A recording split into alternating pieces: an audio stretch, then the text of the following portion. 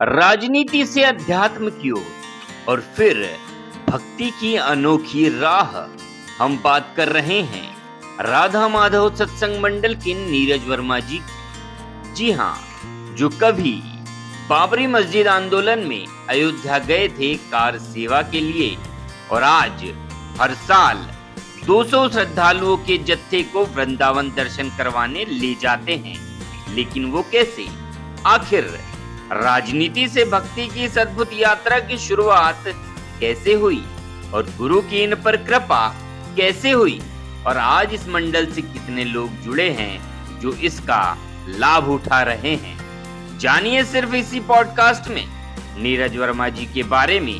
राजनीति से अध्यात्म की ओर, जो आपको अध्यात्म की ओर खींच कर ले जाएगा, वृंदावन की ओर खींच कर ले जाएगा। विलास उर्कुड़े के साथ चलिए शुरुआत करते हैं नीरज वर्मा जी का ये शानदार अध्यात्म से जुड़ा वार्तालाप।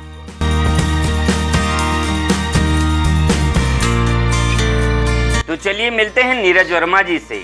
राधे राधे नीरज। राधे राधे विलास भैया। सर, आज आप हमारे चैनल पे आए उसके लिए बहुत बहुत धन्यवाद और आज हम आपसे बहुत सारी चीज़ों को जानेंगे। इसी में मेरा सबसे पहला सवाल आपसे ये रहेगा कि हम आपके जीवन के बारे में जानना चाहते हैं कि कैसे आपने इस अध्यात्म की शुरुआत की और आपकी पैदाइश कहाँ हुई और कैसे फिर एक शिक्षक के रूप में आज आप बच्चों के जीवन में उजाला फैला रहे हैं, उन्हें शिक्षा दे रहे हैं।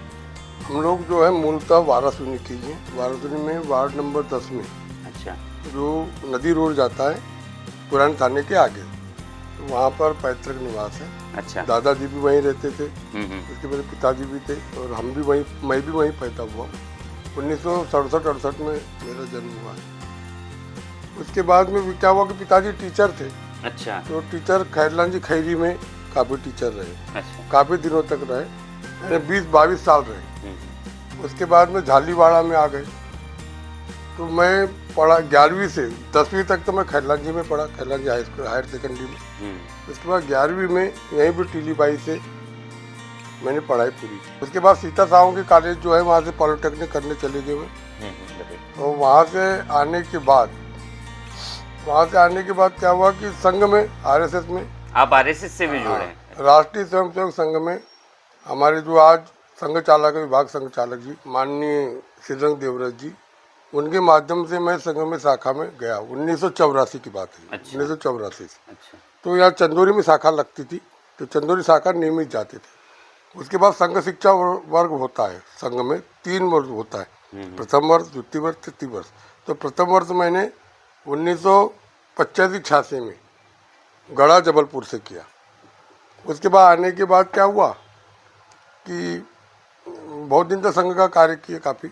यहाँ बोनकट्टा में शाखा चला है और भी जो आजू बाजू है, कोस्ते में है, थाने गांव में है, यानी वाराणसी तहसील के आजू बाजू के ग्रामों में। नगर कार्यवाह का भी दायित्व रहा, तहसील बौद्धिक प्रमुख का भी दायित्व रहा आरएसएस में। अच्छा। और धर्म जागरण प्रमुख का जिले का दायित्व रहा मुझको। वो जिले का दायित्व रहा धर्म जागरण का लगभग 8 साल। अच्छा। उसमें जो मंडला में जो कुंभ हुआ था, महाकुंभ जो हुआ था, सामाजिक महाकुंभ, तो सामाजिक महाकुंभ के समय मैं जो था उस समय जिला संयोजक था, धर्म जागरण प्रमुख। अच्छा। उसके बाद में फिर धीमे धीमे भारतीय जनता पार्टी में युवा मोर्चा में शामिल हुए। नहीं, तो जब आप युवा मोर्चा में शामिल हुए उसके पहले ही आपने शिक्षक पद ले लिए थे? नहीं, उसके पहले नहीं। ये सब वो पहले की है, सब शिक्षक के पहले। अच्छा, तो तब आपकी उम्र क्या थी जब युवा मोर्चा बने आप? तो 68 में जन्म हुआ है मेरा। अच्छा। ये है 84-85 लगभग। 68 में जन्म हुआ, तो हाँ लगभग 15-16 साल के थे। 15-16 साल। अच्छा। जब से संघ में रहा। अच्छा। तो संघ के बाद में बीजेपी में 18-19 साल के बाद ही आए हम। अच्छा। तो बीजेपी में नगर सह सचिव का दायित्व रहा जब आदरणीय बाबूलाल सराठे जी थे, या जिलाध्यक्ष थे युवा मोर्चा के, वकील साहब लाल बरा से जो आते थे। तो बस स्टैंड में हम लोग बैठते थे। अच्छा।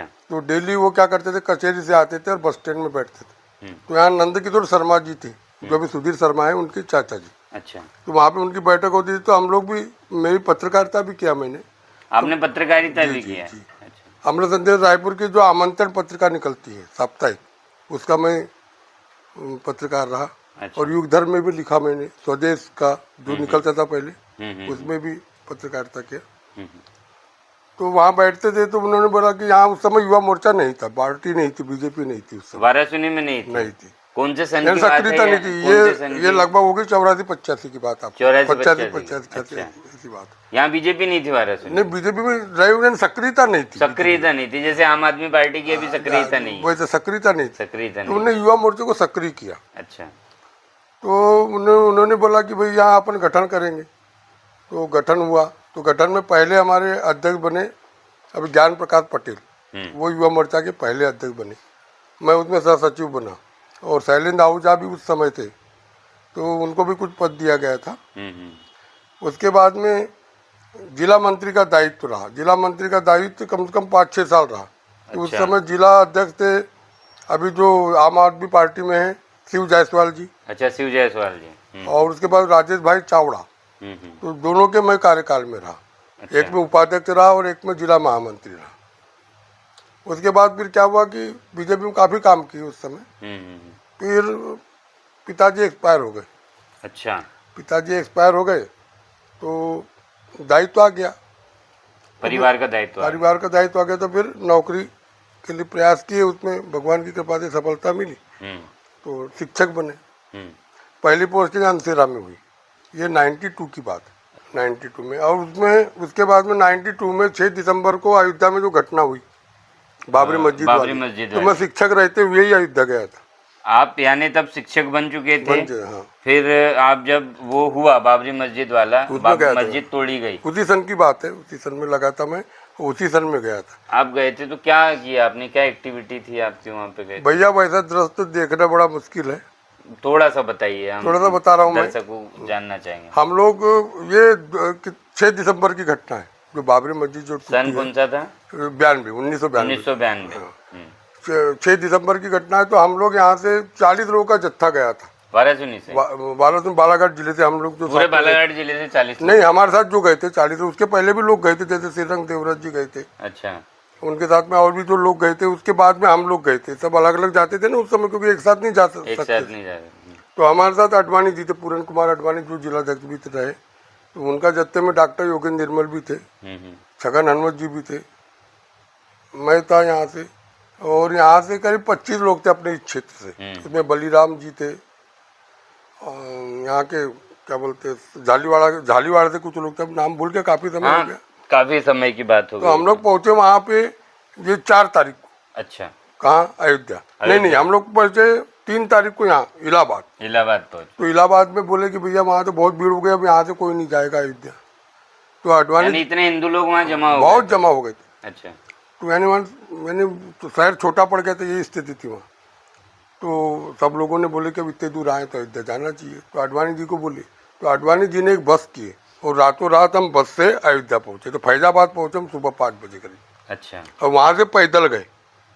तो पैदल गए कहाँ? अयोध्या, कम से कम 20-25 किलोमीटर लगभग है। वहाँ गए। वहाँ के बाद क्या हुआ था, 5 तारीख को उन्होंने, 4 तारीख को हम लोग वहाँ पहुँच गए थे लगभग। तो 5 तारीख को ये था विश्व हिंदू परिषद का कि सब लोग नदी से रेत लाएंगे। इसको सबको पॉलिथीन दी गई थी, रेत लाएंगे। और यानी वहाँ से जहाँ भी बाबरी मस्जिद से 1-1.5 किलोमीटर दूर से सब लोग वहाँ पे रेत डालेंगे, यानी कार सेवा करेंगे। ऐसा करके था। तो क्या हुआ कि कार्यकर्ता नाराज हो गए बहुत सारे। तो एक दिन पहले ट्रायल हुई, तो ट्रायल में सब लोग मध्य प्रदेश, महाराष्ट्र, यानी पूरे देश से लोग आया था। महिलाएं भी थी, बच्चे भी थे, पुरुष वर्ग भी था, काफ़ी लोग थे। तो रात में तो उस समय ये जो बजरंग दल था, बजरंग दल के राष्ट्रीय अध्यक्ष थे कटियार जी। बजरंग दल बन गया था। विश्व हिंदू परिषद का ही युवा मोर्चा है वो, एक प्रकार से वो है बजरंग दल। तो विनय कटियार जी जो थे वो राष्ट्रीय अध्यक्ष थे। अच्छा। और जयभान सिंह पवैया जो थे वो प्रदेश अध्यक्ष थे, ग्वालियर के थे। तो उनके साथ जो टीम आई थी वो काफ़ी नाराज हो गई। तो रात में उनकी बैठक हुई सबकी। तो उसमें उमा भारती जी, साध्वी ऋतुम्बरा जी, आचार्य धर्मेंद्र जी, ये लोग बैठे। तो ये बाकी जो कार्यकर्ता खूब नाराज हुए, भाई हमको इसके लिए थोड़ी बुलाए थे आपने, कि यहाँ से कार सेवा करने, तो हम क्यों आते।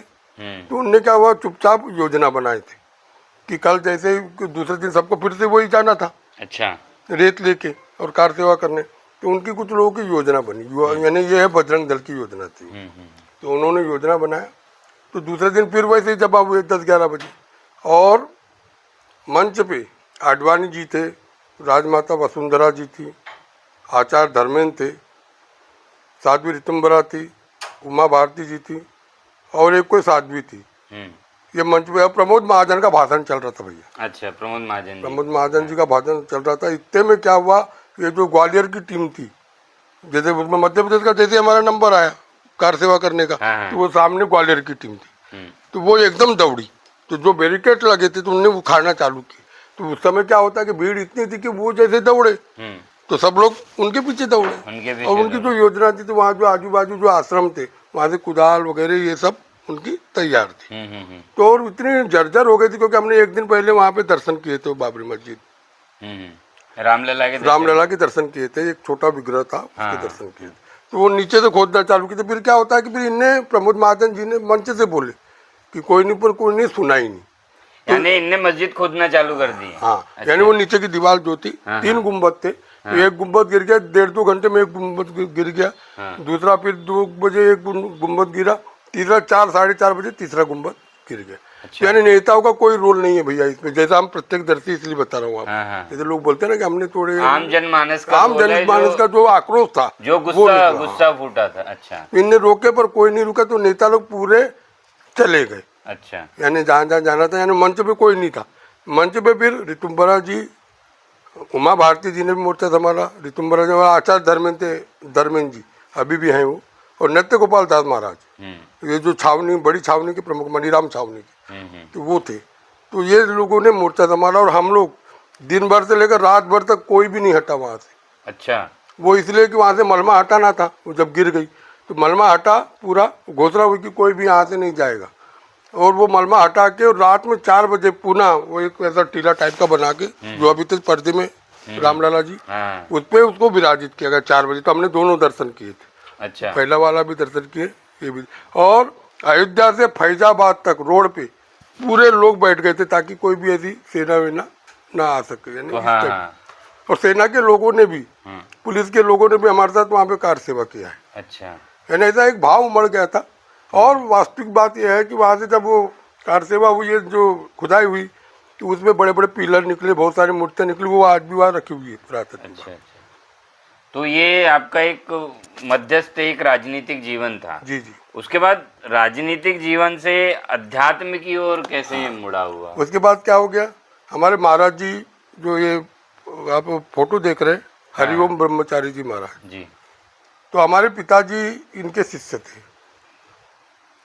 तो क्या हुआ था कि पिताजी ने आखिरी में, महाराज जी कहाँ के हैं वैसे? ये सिवनी में अभी इनका आश्रम है वर्तमान में। वैसे महाराज जी रहे प्रभुदत्त ब्रह्मचारी जी का आपने नाम सुने होंगे। हाँ। इस क्षेत्र में प्रभुदत्त ब्रह्मचारी जी, यानी इस क्षेत्र में, आध्यात्मिक क्षेत्र में बहुत ऊंची हैसियत रखते थे वो। उनके साथ में काफी रहे महाराज जी। और उनका आश्रम था, ये है ना अपना इलाहाबाद में त्रिवेणी है, त्रिवेणी के पास में इनका त्रिवेणी संगम के पास में आश्रम है। उसका नाम है संकीर्तन भवन में 1972 में प्रभुदत्त ब्रह्मचारी जी महाराज संरक्षक थे मंडल के, और महाराज जी संस्थापक थे। अच्छा। तो इन्होंने इसकी स्थापना की, और भी साधु संतों की उपस्थिति 1972 से में स्थापना हुई। फिर महाराज जी क्या हुआ, वहाँ काफी रहे, फिर सिवनी आ गए। तो सिवनी में फिर यहाँ पे एक छोटा सा स्थान बना मठ मंदिर के पास में, अभी भी है सिवनी में। अच्छा, तो अधिकतम संचालन फिर यहीं से होता था, सिवनी में से। तो महाराज जी ने फिर देखे कि घर की स्थिति भी ऐसा था कि जिम्मेदारी भी थी। अब इसमें ऐसा रहता था कि कहीं भी जा रहे हैं, नेतागिरी में बोलो या जैसा भी बोलो, तो समय नहीं दे पाते थे। तो फिर उन्होंने बहुत समझाया मेरे को कि बोले अपन ऐसा करो थोड़ा इस क्षेत्र में। तो फिर मेरे को, मैं हर शनिवार इतवार लगभग 2 साल तक सिवनी जाता था। 2 साल तक गुरुजी के पास वो बुलाते थे, शनिवार को जाता था और इतवार को शाम तक आता था। ऐसा 2 साल तक सिलसिला चला। अच्छा। फिर उन्होंने बोले कि अब इसको डाइवर्ट कैसा करे, तो एक संत सम्मेलन कराए वाराणसी में। ये है 94 की बात। अच्छा। ये हुआ दादाबाड़ी में, जिसमें ये दादाबाड़ी जो है, इसमें हुआ। उसमें रुकने की व्यवस्था थी, और सामने जो मैदान है वहाँ पे सब, जो अभी मैं आपको फोटो दिखाया अभी, उसमें पूरे संत लोग आए थे। उसमें नृत्य गोपाल दास जी महाराज, चिन्मयानंद महाराज जो अखिल भारतीय साधु समाज के अध्यक्ष थे, वो ऋषिकेश से सिद्धानंद सरस्वती जी महाराज, गोपाल बाबा रामटेक से, जगदीश्वरानंद महाराज मेरठ से, ऐसे सब और भी एक दो और संत आए थे। वो ये ऐसा 3 दिन का कार्यक्रम था। पूरे हमारे मंडल के, राधा माधव सत्संग मंडल के महाराज जी के जो शिष्य पूरे देश भर से आए थे। अच्छा। तो वो राधाबाड़ी में 3 दिन तक कार्यक्रम हुआ था। तो वहाँ से शुरुआत हुई भैया, वहाँ से आपकी आध्यात्मिक शुरुआत हुई। फिर आनंद आने लगता है इस क्षेत्र में। फिर ऐसा लगा कि अपन ये जो है वो पहले जो किया वो सब बेकार है, यही अच्छा है। और फिर ये जो राधा माधव सत्संग मंडल बोलते हैं कि लगभग 200 लोगों का जत्था हर साल यहाँ से वृंदावन जाता है, तो इसकी शुरुआत कैसे हुई? ये भी बता रहा हूँ मैं आपको। जी जी। इसके बाद क्या हुआ कि संत सम्मेलन हुआ पहला कार्यक्रम। फिर वाराणसी में 1999 में और 2000 में महाराज जी हरिओम ब्रह्मचारी जी महाराज जो मंडल के संस्थापक है, अच्छा। इनकी भागवत हुई राम मंदिर में। वो पहली भागवत थी? नगर की पहली भागवत थी। नगर में सार्वजनिक रूप से कभी भागवत नहीं हुई थी। यानी हम जब लोग भागवत बोलते थे उस समय वातावरण में नहीं था जैसे अभी वातावरण, लोगों को अवेयरनेस पता नहीं था कि क्या भागवत है, कैसे होती है। तो उस समय 99 में भागवत और बहुत सफल भागवत रही थी। 99 में यानी पूरा जितना हम चाह रहे थे, जितना हमने ग्राउंड छोटा रखे थे, बाद में ग्राउंड बहुत बढ़ाना पड़ा था, काफी लोग जुड़े थे। राम मंदिर में हुई थी, सामने ग्राउंड जो है वहाँ पे।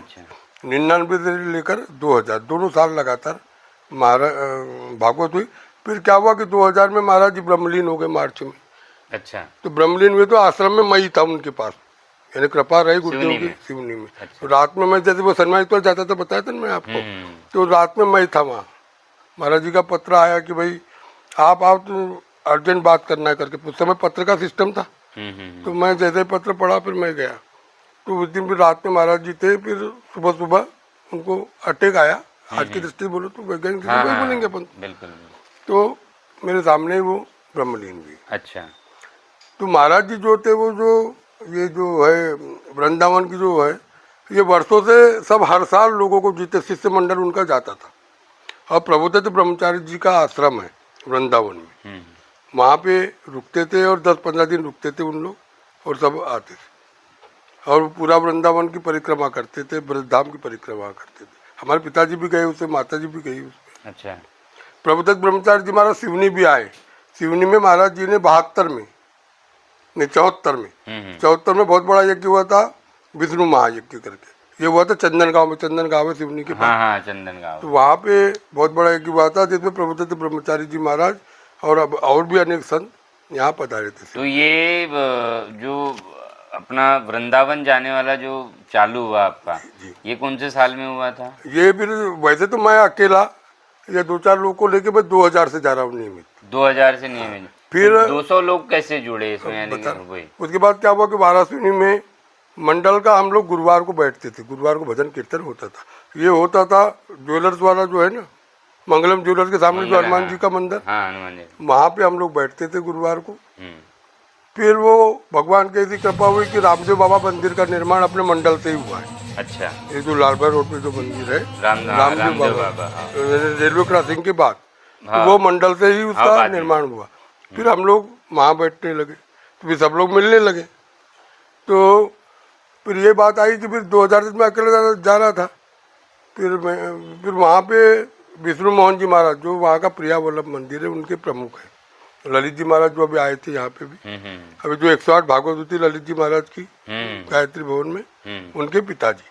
और वो जो उनका मंदिर है प्रिया वल्लभ मंदिर, वहाँ का प्रमुख मंदिर है। तो उन्होंने बोला कि आप लोग ऐसा, हम 2 साल गए, सबको सामूहिक लेके पहले साल जो गए वो 25 लोग गए थे, दूसरे साल 30-35 लोग गए थे। फिर सबने बोले, फिर महाराज जी बोले कि आप लोग ऐसा करो राधा अष्टमी में आओ। तो 2012 से हम लोग सबसे भी ऐसे चर्चा करते करते सब तैयार हो गए। तो 2012 से नियमित जा रहे। तो ऐसे करते करते फिर 75 लोग हुए, 50 लोग हुए, 70 लोग हुए, 100 लोग हुए। पिछले साल 120 लोग गए थे। अच्छा। इस बार ऐसा हुआ कि 200 लोग अपने आप तैयार हो गए और अभी भी आ रहे हैं कि भैया चलेंगे, पर वहाँ की भी तो व्यवस्था देखना है ना। तो क्या व्यवस्था रहती है वहाँ की? ये सब अपने खर्चे पे जाते हैं? ये सब लोग वास्तव में अपने खर्चे से ही जाते हैं। अच्छा। सब लोग की क्या करते, हम लोग एक माध्यम बने, क्योंकि महाराज जी की जो परंपरा थी वृंदावन ले जाने की मंडल से, राधा माधव सत्संग, वो उन्हीं की कृपा से वो चल रही है। इसमें हमारा कोई रोल कैसे क्या व्यवस्था है? वो ऐसा करते हैं हम लोग कि अभी जो जिनको चलना है सब लोग एक साथ सबको टिकट जमा करा लेते, पैसे टिकट लाते की। जैसे अभी 1100-1200 रुपये टिकट के जाने आने की टिकट हो जाती है। हाँ स्लीपर में जाते। हाँ स्लीपर में। और वहाँ पे महाराज जी के सहयोग से, ललित जी महाराज, विष्णु मोहन जी महाराज के सहयोग से वहाँ पे क्या उनकी तरफ से तो भंडारा फ्री में रहता है, व्यवस्था रहती है। तो रुकने की व्यवस्था हम लोग उन्हीं के माध्यम से, तो अभी 50 रूम हमने बुक करा है। यानी बुक हो चुके हैं, बुक हो गए 50 रूम। अच्छा, यानी 4 लोग के हिसाब से 50 रूम, यानी 200 लोग की व्यवस्था हो गई। अच्छा। और सुबह नाश्ते की व्यवस्था, खाने की व्यवस्था सब महाराज जी की ओर से रहती है। अच्छा, यानी पूरा फ्री रहता है। अपने को आना जाना पर हम लोग क्या करते हैं कि एक तो रुकने की व्यवस्था का जो खर्चा है वो महाराज जी के कारण कम में हो जाता है। 1000 रुपये पर डे में AC रूम मिलता है भैया। तो एक रूम में लगभग 4 लोग 5 लोग रह सकते हैं। तो एक आदमी पे आया 250 रुपये का खर्चा, 4 दिन 5 दिन रुकते, तो 5 दिन का लगभग मान लो अपन 1000 रुपये का एवरेज में। और हम लोग क्या करते हैं कि सब लोग 1,000 रुपये जमा करते हैं। जितने लोग जा रहे हैं, जैसे 200 लोग जा रहे हैं तो 200 लोग जमा करेंगे। 200 1,000 के बाद तो जितना होगा उनको भंडारे के लिए वहाँ पे, तो एक दिन का भंडारा अपनी तरफ से हो जाता है, या मंडल की ओर से 1200। अच्छा, वृंदावन बस, तो इसमें पूरे रहना खाना दोनों हो जाता है, 2000 रुपये पूरा हो जाता है। अच्छा। और घूमने का जो है थोड़ा बहुत हल्का फुल्का खर्चा हो जाता है जितना। तो ये कौन से महीने में जाते हैं वैसे? ये जाते हैं अभी राधा अष्टमी जो है, गणेश जी चौथ को बैठते, हाँ, उसके 4 दिन बाद राधा अष्टमी आती है। तो यहाँ पे महालक्ष्मी बोलते हैं महाराष्ट्र में, वही राधा अष्टमी। अच्छा, उसमें आप जाते? उसमें जाते हैं। तो हम लोग जा रहे हैं इस बार 28 तारीख को जा रहे हैं। 28 को जा रहे हैं, 29 को पहुँच जाएंगे 4 बजे करीब। और 29, 30, 31, 1, 2 तारीख को निकलेंगे हम लोग वहाँ सुबह समता से वापस। अच्छा, तो 3 तारीख को ये 2 सितंबर 2 सितंबर को वापस आएंगे। 2 सितंबर को वापस आएंगे आप। तो ये कितने दिन का रहता है? ये 1 सप्ताह लगभग मान लो। 1 सप्ताह का कार्यक्रम रहता है। बहुत कम में और अच्छी यात्रा। और हमारे साथ सब टाइप के लोग जाते, सब टाइप के मतलब सब वर्ग के लोग जाते। छोटा वर्ग भी जाता है, तो सक्षम वर्ग भी जाता है, महिलाएं भी जाती है, बच्चे लोग भी जाते हैं, और नए लोग, युवा जवान लोग जो है वो बहुत जाते हैं हमारे साथ। जो एक बार गया भैया वो लगभग जा रहा है, इसलिए संख्या बढ़ रही है। अच्छा, जो पहले साल गया वो लगातार जा रहा, कुछ कारण से कभी नहीं जा पाता। नहीं तो वो साल भर कुछ बच्चे ऐसे हैं जो अभी 3-4 महीने से काम करते हैं, वो पैसा जमा करते हैं और फिर वो यात्रा में जाते। अच्छा, अरे बहुत बड़ी बात है। बड़ा आदमी तो चले ही जाता है, पर ऐसे लोग का जाना ये बड़ी बात है। और खासकर जो मरार मोहल्ले से वहाँ से काफ़ी लोग जाते, जो यानी मजदूर तबका है, उन लोग भी काफ़ी लोग जाते। मजदूर तबका भी बहुत जाता है। तो कम से कम में और अच्छी यात्रा कराने का एक उद्देश्य है कि चलो वृंदावन लोग जाए, अच्छी जगह जाए, एक अच्छे संस्कार आए बच्चों में। और यहाँ पे जैसे अभी आप देख रहे होंगे कि सुंदरकांड चल रहा है श्रावण मास में। तो सुंदरकांड की जो परंपरा चालू हुई है वो मंडल से ही हुई है। 2001 से हमने चालू की थी रामदेवा मंदिर वाराणसी में। तो उसके सामूहिक सुंदरकांड करते थे लोग, जैसे 4 लोग बैठ के करते थे। पर जो जैसे सामूहिक एक वातावरण बनना वो नहीं होता था। ये 2001 से हमने जो रामदेव बाबा मंदिर है वहाँ से प्रारंभ किया। तो वहाँ अभी तक चल रहा है, वहाँ 11वां वर्ष है। और ये 3 साल से लक्ष्मी नारायण मंदिर में चालू किए हैं अपने मंडल के बच्चे लोग। हाँ, ये लक्ष्मी नारायण वहाँ चालू है। राम मंदिर में भी चल रहा है। एक महाराज जी ने यहाँ क्या कि एक लोगों में धर्म के प्रति एक जागरूकता आई मंडल के महाराज जी का किया, महाराज जी की कृपा है। तो गुरु कृपा ऐसे हुई यहाँ पे आने की। तो अध्यात्म में ऐसा क्या आपको कुछ और ऐसे चमत्कार नजर आया कि और लोगों को कुछ ऐसा देखा आपने? आपका क्या भैया ऐसा है, ये क्षेत्र जो है ना, जब इसमें जाओ ना तभी समझ में आ पाता है। तो बताना बड़ा मुश्किल रहता। संतों के सब दर्शन करो, उनके साथ रहने का अवसर मिला, बड़े अच्छे संतों के साथ रहने का अवसर मिला। जो उनके जो अनुभव आते हैं एक अलग बात है। उसका जो आनंद बोलना चाहिए। जैसे अपन ने रसगुल्ला खाए, रसगुल्ले खाने का आनंद आप ही को आएगा, आप बता नहीं सकते। वैसा ये क्षेत्र है भैया। बिल्कुल बिल्कुल। तो और कौन कौन से गुरुओं से मिल चुके हैं अभी तक आप? एक तो सिद्धानंद गुरुदेव से तो मिले, गुरुदेव के साथ में काफी जाने का मुझको अवसर मिला। अच्छा, जहाँ भी उनके बड़े कार्यक्रम होते थे, सार्वजनिक कार्यक्रम, वहाँ मेरे को जाने का अवसर महाराज जी की कृपा से साथ में मिलता था। अच्छा, तो उनके साथ में रामटेक में बहुत बड़ा आयोजन होता था। कहाँ पे? गोपाल बाबा का, आप जानते गोपाल बाबा? नहीं जानते होंगे। राम मंदिर जो है, राम मंदिर के सामने अगस्त्य मुनि आश्रम है। गए क्या आपने? रामटेक में। रामटेक में। हाँ, तो वहाँ के जो गोपाल बाबा है वो वहाँ पे उनका कार्यक्रम, उनके बंसीदास जी महाराज, उनके जो गुरु जी थे, उनकी पुण्यतिथि का कार्यक्रम कराते थे। अच्छा। बहुत बड़ा आयोजन होता था, वहाँ जाते थे महाराज जी। और वहाँ बहुत सारे संत आते थे, यानी बहुत दूर दूर से संत आते, उनका 3 दिवसीय कार्यक्रम चलता था। वहाँ जाने का अवसर मिला, वर्षों मिला वहाँ।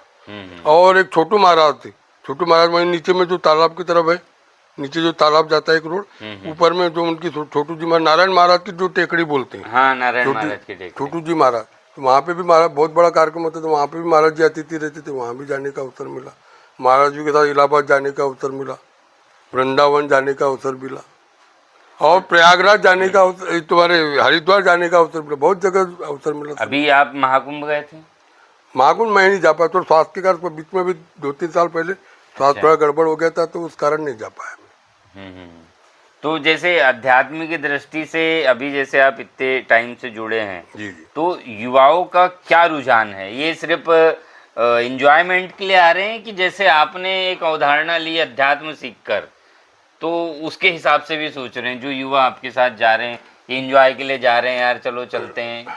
देखो क्या होता, शुरू में जब जाता है, जिसको जैसे एकदम नहीं जुड़ा रहा, क्या होता है धीमे धीमे आपको जोड़ना पड़ेगा। धीमे धीमे एकदम अपन सोचेंगे कि बिल्कुल वो अप टू डेट होके चले, तो वो मुश्किल है। हाँ। तो धीमे धीमे थोड़ा सा उसको साइन भी करना पड़ता है आप, फिर धीमे धीमे समझा के। तो पहले जो गए थे उनको लगता था कि घूमना है, वृंदावन जाना है, घूमना, फिर वो समझा के, फिर वहाँ संतों के जो प्रवचन सुनते हैं अपन 3 दिन जो रहते, महाराज जी के लगातार कार्यक्रम होते हैं, उसमें सुनते हैं, फिर महाराज जी बताते कि भाई नहीं ऐसे नहीं, ऐसा इस कारण वृंदावन आना चाहिए, क्यों आना चाहिए। तो वो जो धीमे धीमे बातें हुई, जो उनके दिमाग में, उससे सीखते हो, दिमाग में जो आती है बात, तो उस कारण क्या होगा कि धीमे धीमे बहुत युवा जो चेंज हुआ है यहाँ। हमें 24 घंटे का अखंड कीर्तन होते थे यहाँ कराए, 24 घंटे, यानी राधा नाम संगीत, राधा राधा, ओम नमो भगवते वासुदेवाय, श्री कृष्ण गोविंद हरे मुरारे, हे नाथ नारायण वासुदेव, ऐसे 24 घंटे अपने मंडल के माध्यम से अखंड कीर्तन भी अपने मंडल के माध्यम से यहाँ पे भी, हमारे घर में भी हुआ है, रामदेवा मंदिर में भी कराए अपन ने।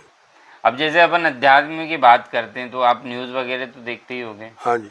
अभी जैसे रिसेंट एक चीज़ चल रही है, बातों बातों में ध्यान आया मुझे, तो मैं आपसे जानना चाहूँगा। प्रेमानंद महाराज और अनिरुद्धाचार्य जी का एक बहुत बड़ी चीज़ चल रही है अभी कि जो महिलाएं हैं उनको 2 टूक कुछ टिप्पणी की है उनने कि 25 साल की औरतें जो है, लड़कियां जो है, वो क्या बोलना चाहिए कि व्यवहार उनका गलत हो जाता है, और प्रेमानंद जी महाराज बोले कि 100 में से 2-3% ही आज लड़कियां जो है शुद्ध है। तो इसमें क्या विचार रखते हैं आप, क्या समझता है? जो वहाँ के जो प्रेमानंद जी महाराज जी ने जो बोले ना भैया, वो जो वर्तमान में जैसा चल रहा है, उन लोग जो जैसा सुनते हैं, लोगों से समझते हैं, उस हिसाब से वो बोलते हैं। संत लोग का काम है कि समाज का सुधार होना चाहिए। तो अभी जैसे चल रहा है कि लिव इन, क्या बोलते हैं, live in relation, live in शादी के पहले, तो ये अपनी जो हिंदू संस्कृति है, हिंदू सभ्यता है, ये इसको मान्यता नहीं देती। अपनी संस्कृति में ऐसा है कि जब फेरे होते हैं तो 7 जन्म के लिए फेरे कहलाते हो। बिल्कुल। और वो अपने पति का जो वर्ण करती है लड़की, वो यानी कि मन से, वचन से, कर्म से उसी के साथ रहूंगी, दूसरे पति को नहीं देखूंगी। अपने यहाँ जो हुए सती सावित्री हुई, जैसे एक संदर्भ याद आता है मुझे रामायण का कि सीता माता को जब बार बार परिहार्य किया गया और पूछा गया तो उन्होंने सीधे बोला कि अगर मैंने किसी और पुरुष को आज तक नहीं देखा है तो ये धरती माँ तुझे मुझे गोद में संभाले। तो वो इतनी पवित्र थी कि सही में धरती माँ आई और उन्होंने गोद में संभाल लिया। वैसे सत्यवान सावित्री की कहानी पढ़े होंगे आपने, जो वट सावित्री होती है जी, वट सावित्री में सत्यवान सावित्री की कहानी हो। सत्यवान की का तुम्हारे वो आए, यमराज जी आए, उनका प्राण ले गए। तो सावित्री जो थी, सावित्री ने प्रण किया था भैया, और सत्यवान की मैं यदि पवित्र हूँ, अपने पति के अलावा मैंने किसी का चिंतन नहीं की हूँ, तो यमराज को लाना पड़ा वापस, और सत्यवान जी जीवित। ऐसे ऐसे अपना सावित्री हुई है। तो महाराज जी का जो संदर्भ था उससे था, उसको लोगों ने एक अलग तरीके से ले लिया, जबकि वैसा नहीं था। उनका ये था कि लोग चारित्रिक बने, अपने धर्म के प्रति ये रहे, अपनी जो परंपरा चल रही है उसके प्रति वो रहे। पर महाराज जी ने जो कहा वो तो ठीक अब देखो भैया, संत लोग का ऐसा रहता है कि डायरेक्ट बोलते थे, अपने टाइप वो नहीं करते कि लाग लगा वाला काम नहीं। उनको जो भी बोल रहा है भैया आपको सुधरना है, उनको क्या, वो तो सुधरे हुए। पर आपको ऐसा नहीं लगता कि कहीं ना कहीं संस्कारों की यहाँ पे गलती हो रही है? पुरुषों को जैसे पेरेंट्स है तो उनको भी बच्चों को समझाना चाहिए। बिल्कुल समझाना चाहिए, लड़के को भी समझाना चाहिए, लड़की को भी समझाना चाहिए। इसमें तो वो भैया परिवार की तो गलती है, ये अपन मानते हैं। क्योंकि लिव इन रिलेशनशिप अगर चालू हुई है तो ये तो ना किसी गुरुजन की गलती है ना पेरेंट्स की गलती, तो फिर गलती किसकी है? लोग बड़े शहरों में गए, उन्होंने पाश्चात्य संस्कृति को देखा और उसी तरह से फिर रहने लगे, तो यहाँ माता पिता का बहुत बड़ा खड़ा होता महाराज है जी कि... ने, महाराज जी का कहना वही था, उनका कहना महाराज जी का कि भाई जो है अपनी संस्कृति पे चलो, आप चारित्रिक रहो और भगवान नाम जप करो।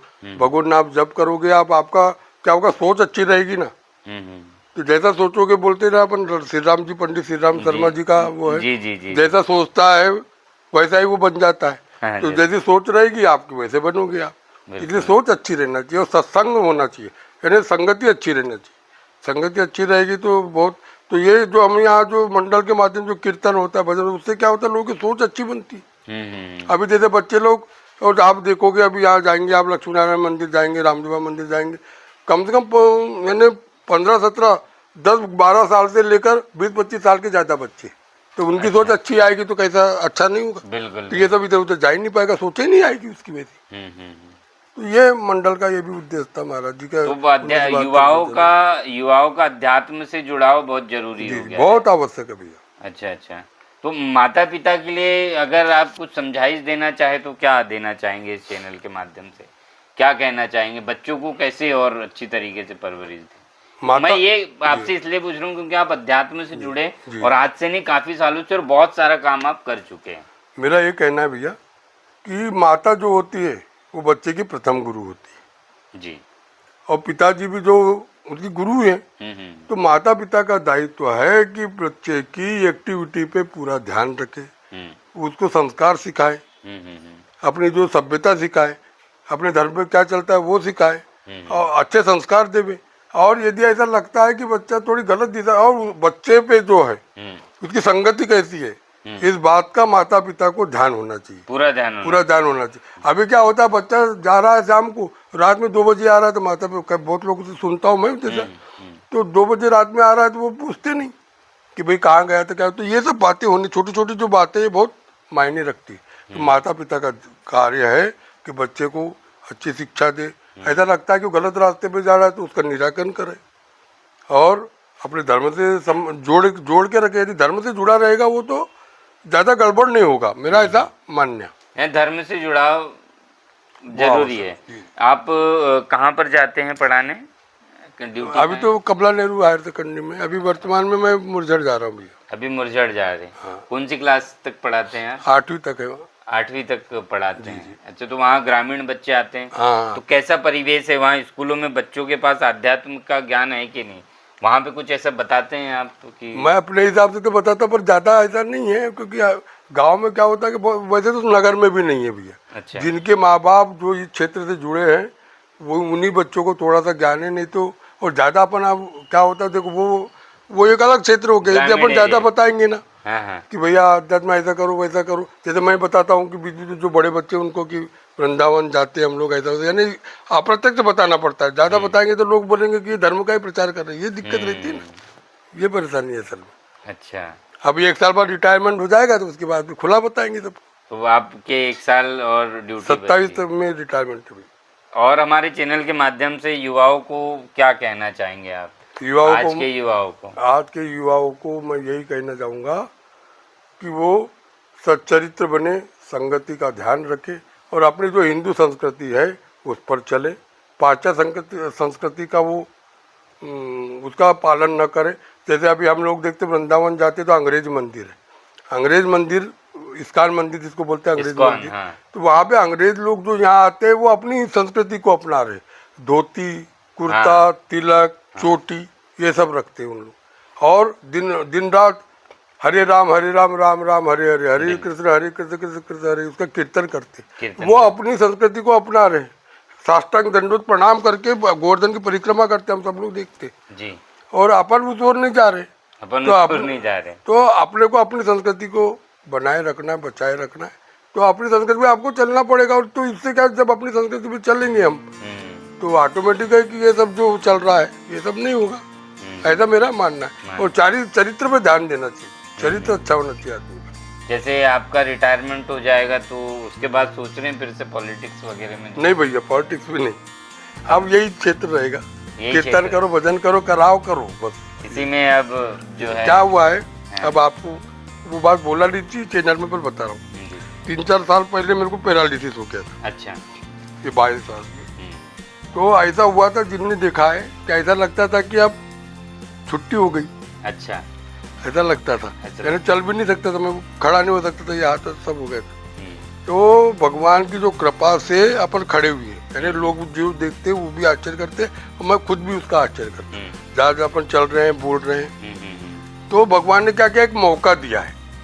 ये मौके को अपने को गंवाना नहीं। एक बार वो जैसे वो बोलते हैं ना, कुड़की होती है, वो आपको दे दिया नोटिस, तो कुड़की बच गई अपनी, तो नोटिस मिला है। तो अब जो समय है, अब बस 1 साल क्या था, घर की भी जो जिम्मेदारी थी, जो बड़े बच्चे की भी शादी हो गई पिछले साल, सूर्या की, अब बेटी की भी शादी अभी नवंबर में, उसके बाद अपन दायित्व मुक्त हो गए, यानी घर का दायित्व वो भी पूरा हो जाएगा। फिर तो ऐसा मरते दम तक दायित्व रहता है, पर मेन जो प्रमुख दायित्व वो हो गया। उसके बाद सिर्फ अब अपने लिए जीना है, यानी अपने को अपना अगला जन्म सुधारना है। उसके लिए जैसा भी भगवान करेंगे, संत लोग जैसा करेंगे वो काम करूँगा, ऐसा मेरी इच्छा है, आगे भगवान की मर्जी। तो ये थे हमारे साथ वारासिवनी तहसील से नीरज वर्मा जी। इस वीडियो से आपने काफ़ी कुछ सीखा होगा और जाना होगा कि 200 लोग कैसे यहाँ से वृंदावन जाते हैं और किस तरह इस जत्थे की यात्रा वारासिवनी से शुरू हुई। आज का पॉडकास्ट हम यहीं ख़त्म करते हैं। बहुत बहुत धन्यवाद आपका देखने के लिए। वीडियो को लाइक कीजिए, शेयर कीजिए और सब्सक्राइब कीजिए। आप भी वर्मा जी बोल दीजिए सब्सक्राइब करने के लिए हमारा चैनल। हाँ भैया, जो इस सभी लोगों से निवेदन है कि वीडियो को सब्सक्राइब करें, और हमारे इनका बढ़िया बुरकुड़े जी का भी बहुत बहुत धन्यवाद, जो अच्छी बातों को प्रचार प्रसार कर रहे हैं। इनका बहुत बहुत धन्यवाद देता हूँ और भगवान से प्रार्थना करता हूँ कि ये अच्छी बातों का ऐसा प्रचार प्रसार अपने चैनल के माध्यम से करता रहे। ये भगवान के सदगुरु के चरण में प्रार्थना करता हूँ। नमस्कार, धन्यवाद, जय श्री राम, राधे राधे।